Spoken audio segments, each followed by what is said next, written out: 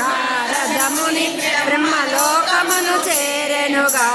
భృగుముని వలన జరిగిన గాథను తండ్రికి తానే తెలిపెనుగా భక్తవ శంకర బ్రహ్మదేవుని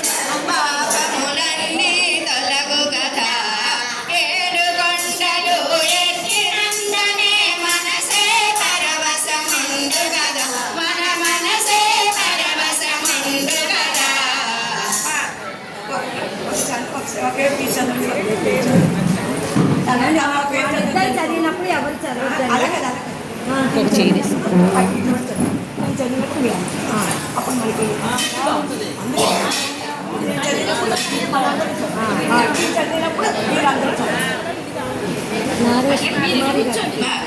శంకర బ్రహ్మదేవులు లక్ష్మీ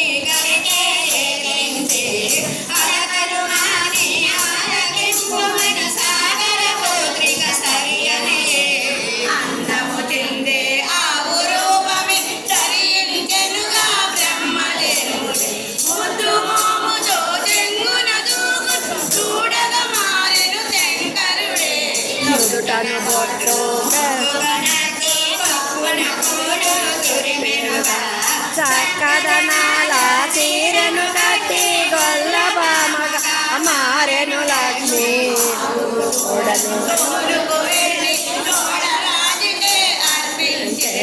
మందలో కలిసిన మహనీయులకు వందనమిడుచు తాడవలే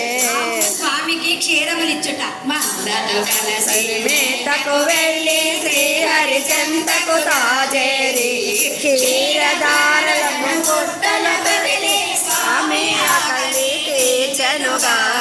అది గమనించిన గోవుల కాపరి అతి కోపము పరుగిడుతో